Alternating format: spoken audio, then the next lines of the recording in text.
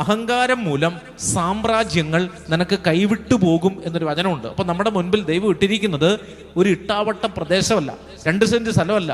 നമ്മുടെ മുൻപിൽ ദൈവം ഇട്ടിരിക്കുന്ന എങ്ങനെയാണ്? ഒരു വലിയ സാമ്രാജ്യമാണ്. ചേർന്ന് പറഞ്ഞേ ഹല്ലേലൂയ. നമ്മൾ ഒരിക്കലും വിചാരിക്കാത്ത മേഖലകളിലേക്ക് കർത്താവ് നമ്മളെ കൊണ്ടുപോകും.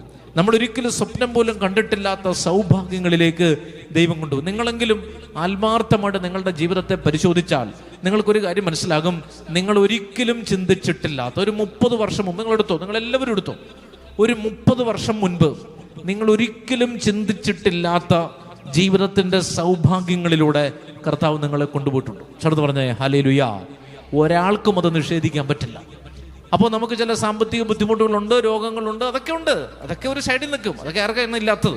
അതൊക്കെ ഉള്ളത് കൊണ്ടാണ് നമ്മൾ ഇന്നും പള്ളി വരികയും ദൈവത്തെ വിളിക്കുകയും കുരിശു വരയ്ക്കാൻ മറന്നു പോകാതിരിക്കുകയും ചെയ്യുന്നത്. ചേർന്ന് പറഞ്ഞേ ഹല്ലേലൂയ. അല്ലേ? അതാണ് കർത്താവ് പറഞ്ഞത്.